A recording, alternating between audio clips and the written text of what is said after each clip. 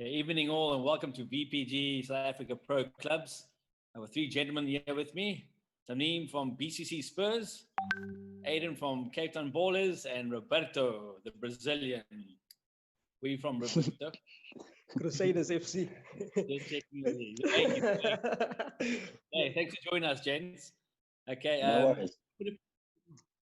Cool. Okay, I'll put a few questions to you guys, and we can obviously look at the team of the week for the Premier League and the Championship, and obviously, and then manager of the week, and then I'll take it from there. Remember, it's interactive. So you win United top the 80, so you must have a lot to say this week. The last few weeks.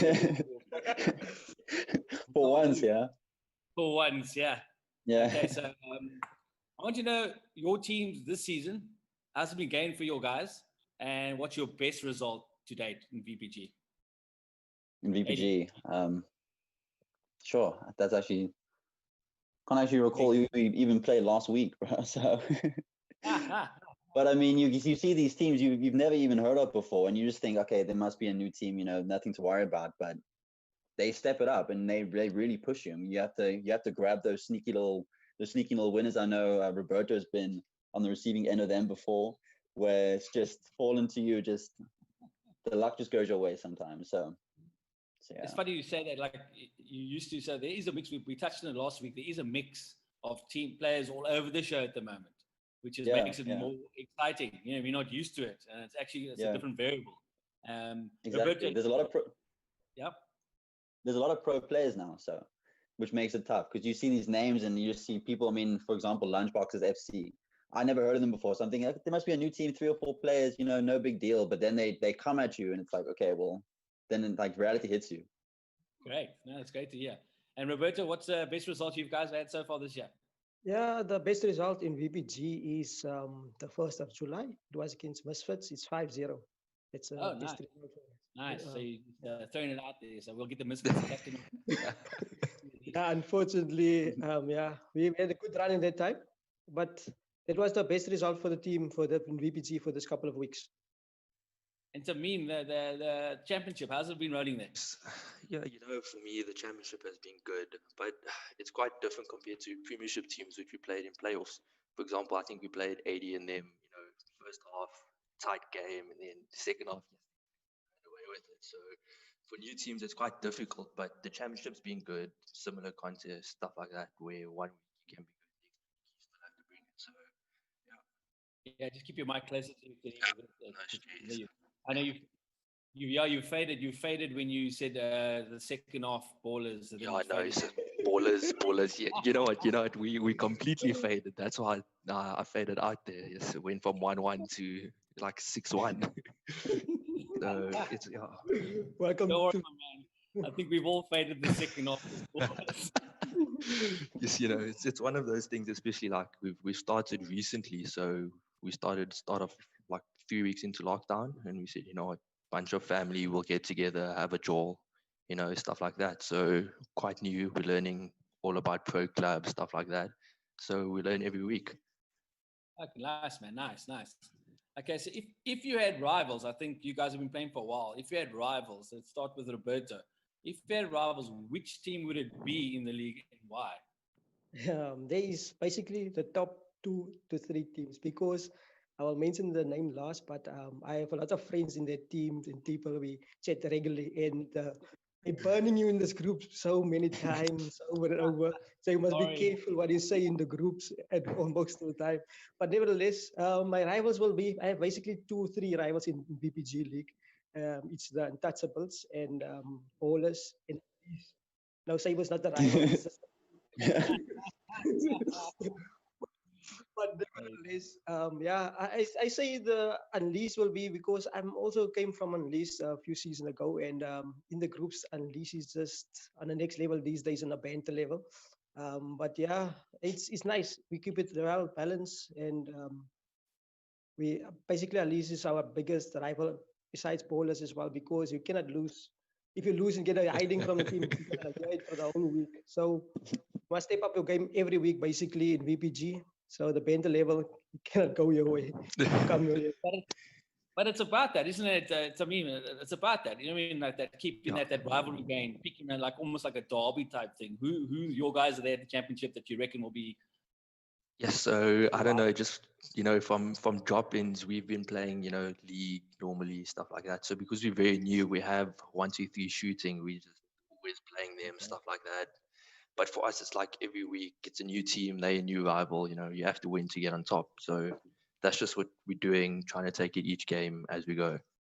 The whole league is a rival for them. But let's just throw it out there. Next year, I say, let's hope ballers. Yeah, we're coming for you guys. Pick a number, man. I think there's a lot of new teams in the championship, so you're still developing those rivals as us. No, definitely, yeah. 100%. Okay, let's leave Eddie for last. Okay, Eddie, you probably got these guys have got you on the list, man, as long as your arm. Who's for you guys the biggest rivals? The biggest rivals, it's probably between Unleashed Era, Artemis, Unleashed Crusaders and Untouchables. Okay. Yeah, I would have been surprised. I think banter wise, Unleashed, but we can leave that for another day. As a Pro Clubs player, what, if any, is your trademark skilled move? Or what is the most effective skilled move that you think works? I mean, you see guys, when we talk and the guys play the simple passing game like Ballers does play, and it's so effective. Is this time and place for a trademark move or a skilled move? Because sometimes it takes away the space. I mean, me personally, I'm not a good player, but it's nothing more irritating than a guy doing something in the corner when he needs to be playing the ball. So what's your most trademark move that you would do that is the effective trademark move? Let's start with Roberto, seeing that he's got the Brazilian flair. Yeah, there's a number of trademark skill moves, but it's part of combinations you put in the skill moves. So basically, if you start, the most common ones is the ball roll and let's say a fake shot. From the fake shot, you can definitely move to a elastico that really open up space because it put your opponent off guard. So from that skill moves, because bowlers don't do a lot of skill moves, they like to pass the round, make it the quarter for 25s. But for teams like us, opening people at the parks, the bus, or you call it, people have put most of the players in the box. Certain combination of skill moves really open up play and allow the player or the striker to score the goal. So I would prefer the fake shot with the elastico. It really open up sometimes space. And Eddie, you guys, it's just a 1-2 pass. What's it? I've tried my fair share of skill moves. It doesn't work, so I just stay away from that, to be honest. I try the drag back now and then, but when it works, it works. When it doesn't, I get like I likes to do the drag back and go straight forward. a bit too much, and now I think people know what I'm about to do, and they can just read me now. So I'm trying to do it less. It's not happening, but I'm trying. Okay, great. And yeah, to me, no, yes. For me, it's just like we're new to this thing. Oaks are trying to do whatever they want. Still figuring out what players are best for us. And my team, they always just give me nonsense about how I shake the analog. So there's no specific skills. Just do whatever you think is right. How many analogs do you have? Yes, that left analog, yes, it works, But other than that, like Roberto said, our guys like using the ball roll, playing those short passes, stuff like that, simple things. But obviously we have, like my brother, he just knows, crazy flick, rainbow flick, stuff like that, because he just loves doing that, the Brazilian flair, which Roberto has here. But yeah. So basically we're saying the same thing, like there is a time and place. Yeah, no, definitely. Yeah. In the box, basically the skill moves is more effective at the box, at the opponent. Yeah. So basically it's pointless moving the ball around. Skill moves at the back create so much risk yourself as a team to concede from that individual mistakes. So basically skill moves preferably in the last third or at the back box to open up space. That's the main reason for a skill move to open up space at your opponent's box. Yeah, if you do that at the back and lose the ball, then you're knackered. That brings me to the next one. Like, as captains of your team, what is the most important one thing for a player to have before you sign him what do you look for? Like, let's talk actual gameplay. I know it's position specific, but what's that general one skill that you look that the guy must have before you want him in your team? It can be anything. And let's put it to Tamim. What do you look for? And one thing. You know, for me, it's just like your general thing. You know, guys are good. You got skillful players. You got guys that running behind the lines nicely, and guys that can pick a pass. What's that one general? You know, for me, it's just when I'm looking at Oaks who want to play, and that it's guys who are gonna have fun. You know, bring that banter. And for me, it's just when Oaks are having fun. You know, what you're gonna play well. So not only if Oaks have a good vibe, but also, you know, that general understanding of football, soccer, you know. So if they have that understanding, you can always be a good FIFA player, for example. And that's what I always think. So that's mainly for me. If they understand the game, they know where to make runs, stuff like that. That's most important for me then. So running those lines. And 80 for you? Yeah. I'd have to say the exact same. We just look for someone who can play the basic stuff, who has a football brain, who understands the basics and can do the basics very well. Anyone can, you know, flick the right stick and do these skill moves, but you have to know when, where to do it on the pitch. No, I'm not like having a personal dig. I'm just saying, like, we just tend to we just tend to look at people more if they do the basic stuff well. That's pretty much it. Roberto, you feel the same way? Yeah, they mentioned all of it, mostly the most skill, but to add something towards it, it's just a little bit of compose in attack and defense, so that type of position or the type of play in the game that make the crucial to correct decisions in the game. And I think that's what I did referring to doing the basic skill, but as one thing to do the basic skill, but it's another thing to perfect it. That's the composer level of certain players, what comes with experience in the league. That's why the Premier League teams is so difficult to break down. It's because they come with that experience and have that composure and attack and defense. Yeah, I know you listen on that. Yeah, no, like I'll jump in on Roberto's thing there. It's that like that's the main difference for me between Prem sides and like our championship sides. The Prem sides are clinical, you know. There's 3 chances in the final third and they score 3 goals, whereas us championship sides, we can have like 8 chances and maybe we'll score 1. So I just think that comes with experience, stuff like that. So that's very important, especially with pro clubs. 100%. So experience is a big thing. You all say the same thing. Yeah, and I've also seen that. I've played like 3-4 seasons now, and I've got far better than what I was. Holding the ball up, and people used to get upset with me when I lose the ball. You know, and I couldn't understand what they're talking about. Now you understand it when you see it happening with new guys coming in. And giving stupid passes away and having that lack of composure. So that's big. So we're all saying the same thing. So with the, if your squad goes on a bad run, 3-4 losses in a row, as a captain, what do you do, Roberto? How do you remedy that? Yeah, because we have those runs. I'm not going to ask 80 that because 80, this question is not for you. We're talking about bad runs here. What is that? What is that? But definitely. We've been now. AD, and while we chat about this, so Roberto. Yeah, we've been not at a bad run, but just things that goes in against the way we call it. It's in the game, EA Sports. So that's why they're saying. But mostly what we're doing is we like to play division rivals and put, for example, the striking abilities on manual, so you don't have the assist and stuff. So it's fun, laughable, joy, and the spirit improves, and you reconstruct each other's team spirit and put stuff on manual, so you're not basically doing. So basically you must control in precision and you kick far wide and passing goes astray and stuff like that. And you just have a big laughter there while you're playing tough rivals. Not competitive. Anybody can play any position. There's no tactics, nothing towards, nothing to add. You just put everything on manual. For example, the midfield was playing manual passing. The strikers was playing manual shooting.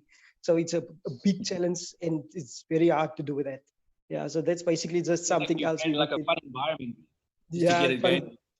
I mean, that's pretty down. I mean, of playing teams where you lose 5-6 in a row and the guys just, there's no chat, you know? There's no chat. Because, you know, everybody's catball and everybody wants to like get the games over and done with. But once you're over that, I mean, what do you guys do? Just, you know, for us, it's quite difficult because like we're a bunch of family playing together. So, you know, it's just Oaks have a go at each other. They swear each other broken, you know. The one Oak rage quits, comes back the next day, and we're all good after that.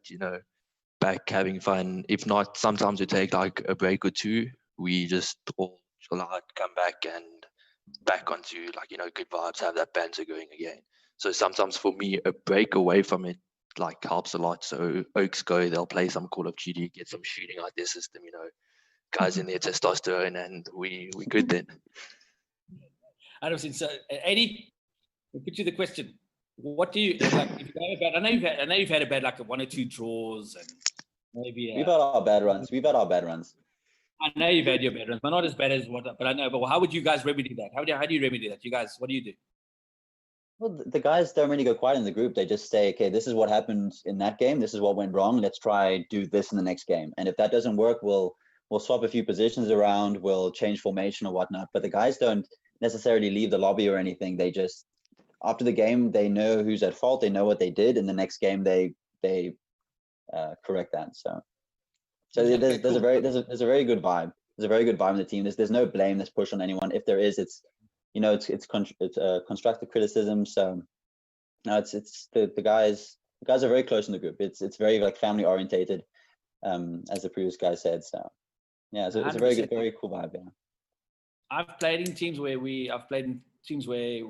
after the game, whether win or lose, they have a quick in the party chat. They discuss a few things, and that goes for 10, 12 minutes. And then I've also played in teams where game over, cheers, guys go home. Guys like frustrated, but nobody frustrations, like well mannered, which is great. You can talk about. And then I've played in teams where they practice more, and sometimes it works, and sometimes it doesn't. I mean, where I find it funny, where we practice more in the one team, we actually played worse in the league. Where captain one day said, "Look, okay, guys, just switch off. Catch you guys on match day, league game. I mean, 3-4 games, don't." And we actually played better.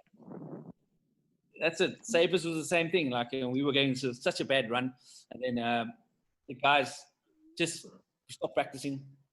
And funny enough, when we got back together, we actually played. Like we got the enjoyment back. So I think that's the main thing. All guys are saying the same thing, which is great to hear. Okay, then I want to know how important is continuity for your team? Season to season, player movement, positional, reshuffling. Do these things make a big difference? 80. Does it make a big difference, the continuity? You just mentioned now, you touched on it now, like reshuffling of players' positions. Yeah. Does it affect your continuity? Sometimes a formation will work, sometimes it won't. It's a mental thing, I think. For example, we play 4-2-2-2 now. We've tried several others. We play as well, but I think it's just a mental thing. It's we just stick to what we know. We used to have the same formation for I think the first like seven seasons of SAPL, and yeah, we just went on a bad run as we previously discussed. Then we decided to make that decision to change formation. And ever since then, it's been doing us well. So also just to touch on one of our previous topics about the team needs discipline, and that's another thing that we look at. So you just need to maintain that positional discipline, and then you'll be fine, regardless what formation you play. As long as you have that discipline, it'll be fine. And we have that fixed formation now, where everything seems to be gelling well. Everyone knows exactly what their role is, where they should be. So at the moment, we're on a good run, but next game we could fall apart again. So fingers crossed that won't happen. And to me, the continuity, you guys, like you say, you basically a new team together, family members. You find yourself shuffling, and does it make a big difference to your team? So with us, we've tried to keep it a lot more constant, because when you guys are still learning each position, but we know, there's a handful, for example, out of, let's say, 6 of us, we know 2 guys, they the main Oaks, you can shuffle around, they can play multiple positions. And then we know, for example, like 1 of you 2 guys, they sit in their position because that's the best position they have. So for us, we're just trying to learn more, not shuffle as much, so we can actually get the best out of each Oak, see what happens then. But when we do need to shuffle, it's very minimal as such. And formation wise, yes, AD says they changed to the 4-2-2. I think we've probably been through about 10 or 12 formations. Us too.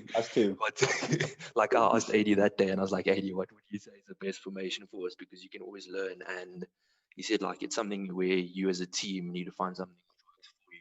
So I still think we're trying to find that. We're still getting there. So hopefully within time we'll see. But yeah, Roberto, he probably has a good formation for that Brazilian Italian flair there. Yeah. Basically, we're playing now the 4-2-3-1. We started off with a 1-2-1-2, 4-1-2-1-2 formation, which is a very narrow formation. But depending on when FIFA do an update, there's certain ways of people run, and you need some to run. So you need width. Some formation give you more width, but we're sticking now with 2-3-1, 4-2-3-1 formation, which gives us that width, and we can still dominate the midfield. And but yeah, continuity. We will be as a team. We will just grow stronger. Not a lot of changes because we have our players that are as backup as ADS also have. But you must have that continuity during the team, during the game, for the set players to get that chemistry right. We call it the green link between players, so they have good understanding between each other. Yeah. And in saying that, you obviously know your squad, you know your team, so you know which guys who can move around. There's certain guys that obviously are set in their positions. Like Tamim was just saying, they're still learning the trade and that type of thing. So they'll be more set. Does it make more sense, Eddie, that Tamim's guys are set in their positions, so they got to learn first what's the first position before they can move around, or should you be able to move around with your guys? So, like, say if I'm playing a Ram and they want to play me Lamb next week or RCM, is it a good thing to move around that quickly? I wouldn't say so. I wouldn't say it's a good thing. I wouldn't say it's a bad thing either. Like we touched on earlier as well, if someone understands football, they understand the game, they have a football brain, they can pretty much play anywhere. You get those certain players you can play anywhere, very versatile players. Luckily enough, we have quite a few, which makes it so much easier when players are absent to then fill those positions. But yeah, I don't see why, like the four of us, for example, we play FIFA more often than how many times a week? 4 or 5 times a week. So, I mean, we should be able to slot into any position. Me, myself, I've tried centre back before. I end up as the furthest attacker. So I've tried, I can't do it. So I'll stick to striking. But the rest of my lads, you can just put them anywhere and they'll perform. Okay, no, great. Okay, so we're going to look at the Premier League log. Shimmy, you're going to get that up first.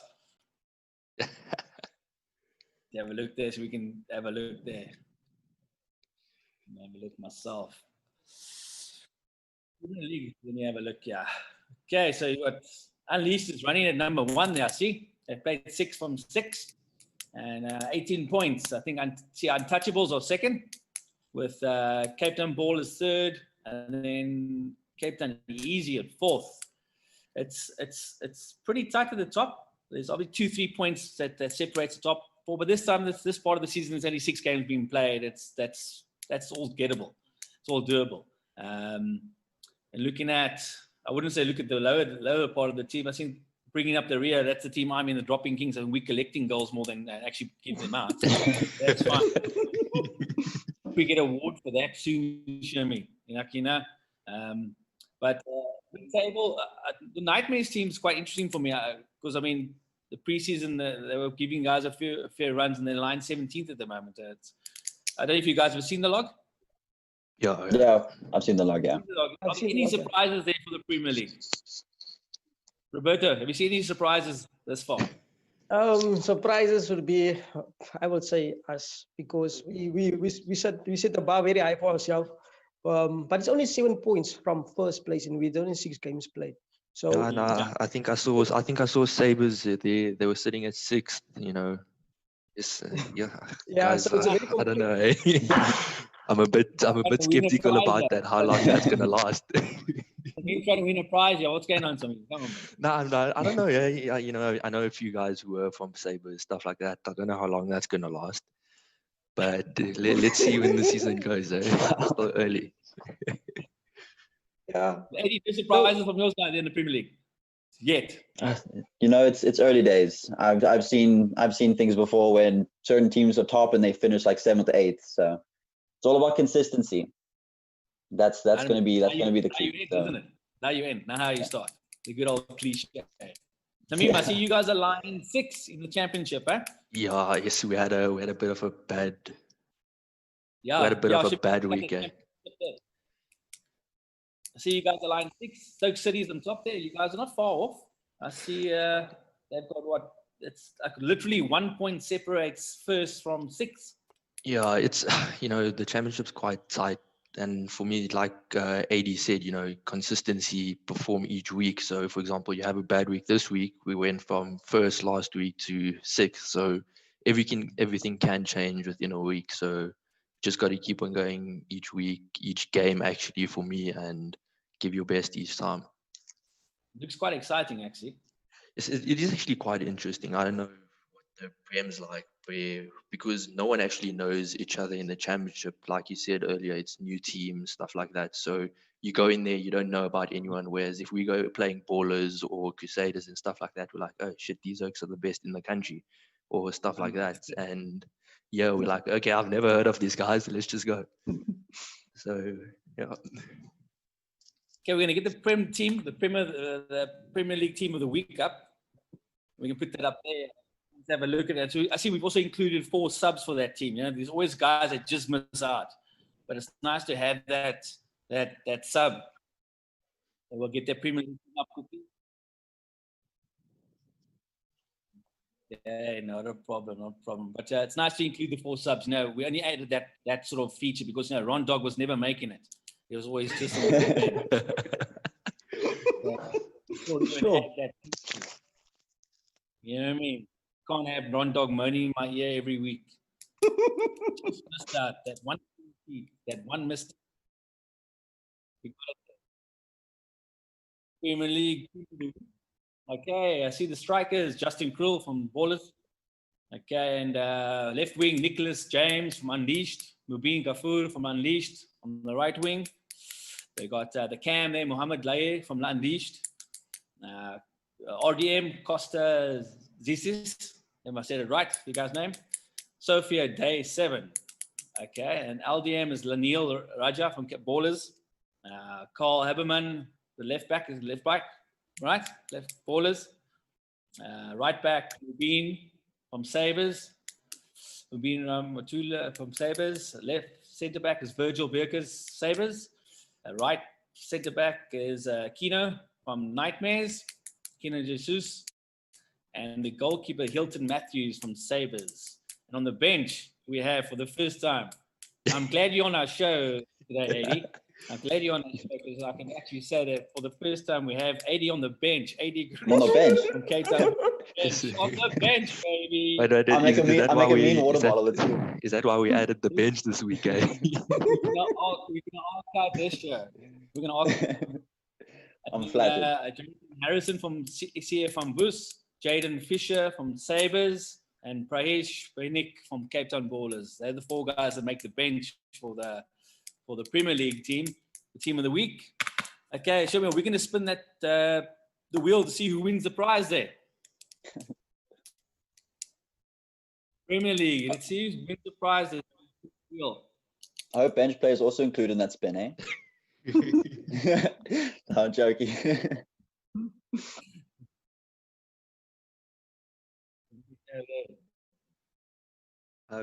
Bench players make the team, eh? They bring the vibe. So yeah. They're not called bench players, they're called impact players, guys. Exactly. There we go. I prefer that. Thank you. Yeah, clearly someone's been on the bench longer. Thank you. Okay, we're spinning. There we go. Team of the week. While we do that, we can get up that championship off that spin. Hilton Matthews, is that the goalkeeper from Sabres? Goalkeeper. That's an ex-Crusaders goalkeeper. Yeah. The one. I will never forget that. He fell asleep. He wins a Premier League. He wins a 200 rand voucher. Well done, Hilton Matthews, goalkeeper. Nice. Don't drop that one, eh? Nice. Okay, we got the championship team. Yeah, you must be. Yeah, if you're watching this, Hilton, or you go in the Discord channel there and say you've been watching, put your hand up. Must be watching this to claim your prize as we keep it for next week. maybe 80 Otherwise- minutes Or I'll bench claim it. again. Otherwise, I will claim it. Yeah, I'll claim it. So hurry So up. the championship team there, Shermy. Our wingman Shermy's in the background. Okay, championship team. Let's have a look at that. Tell me when that's up. Okay, striker there, Jordan Leaf from 1-2-3 shooting. Left wing, Sibusiso Gisele from Slice. That's Nathan the boys that side. Right wing, Josh Kemp, Black Knights FC. And then Cam's Proficient McCancy from Black Knights FC. RDM is John Schemas from FC Youngstars. LDM is Andile Matule from Black Knights FC. I see they're dominating here in this week. They also had a good week this week, Black Knights. Left back, Tisela Mabungu, Kings 11. The right back, Yusuf Katrada, BCC Spurs. That's one of your guys there, Tamim. Yeah. One of your centre backs. Right back. Sorry. Right back, yeah. Then Ungulusi Gwenda from Slice. And RCB, the last guy there is Niaz Yuadin from Stoke City. And I see we don't have a goalkeeper that's there. I believe the championship, they don't play with goalies. What's going on? No keeper. I think I'm gonna ask the transfer and go play goalie. These are my team of the week. Yes, by all means, we'll take a goalkeeper there. Check Tamim's already working on one of his family members taking one for the team. They're gonna play keeper and make team of the week. Yeah, because I think yes, you know, when they said Indian people had big families, I think we missed the memo when we had big enough people to actually play FIFA. So when the little kids get older, we got a team. And don't forget the bench here as well. Hansi Rissa from Dragons FC, Tian Dupree from Dragons FC, Jason Robertson from Stoke FC, and Jared Slater from Task Force. All the guys are making team of the week. Sherman, you're going to spin that wheel. We'll see what we got.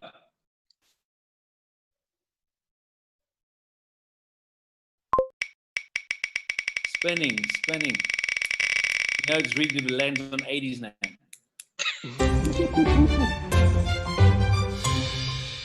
Come on. Yeah, from Black Knights FC. Great. Must be on the channel. Make sure you put up your hand in the Discord and say you're watching, so you can claim your prize. Your prize, championship prize, is a 100 Rand voucher. Yes, 100 Rand voucher. Then manager of the week goes to Cape Town Easy Boys, Marcus Pfeiffer. Would you put that name up there, Shermy? Oh, Marcus, nice. Boys. He wins a dual shocks charging station. Nice. That's a cool prize, you know? Nice. That's a good prize. Don't forget the banter, guys. I know that's what I like about pro clubs too. The banter in the groups and the chat, and keep the banter up in the Discord server. And if it keeps going, level up, and we'll look at prizes to guys who are the best banter, best PC banter. And then Shermy will put the rankings up there. You can see as you get ranked, as you chat more, you get ranked, that type of stuff. And those rankings will mean things eventually when we get prizes for those guys. So it's not just meaningless rankings. I think, okay, cool. That's it for me tonight. Just when we're getting prizes there, I think we should go to like portable chargers there with load shedding. Some backup energy there. Good idea. Backup batteries, yeah. We'll send Roberto some candles, you know, so romantic playing the program. The Malmesbury boys know how to do it at that side. Yeah. Thanks, gents. Thanks for joining us. No problem. Okay, thank you very much, guys. Yeah, no problem. Thanks, guys. Thanks, guys. Cool, Thank you very much. guys. Yes. We'll see you all next week. Next week's episode. Cheers. Yeah, we will tune in. Don't All right. worry. Cheers, guys.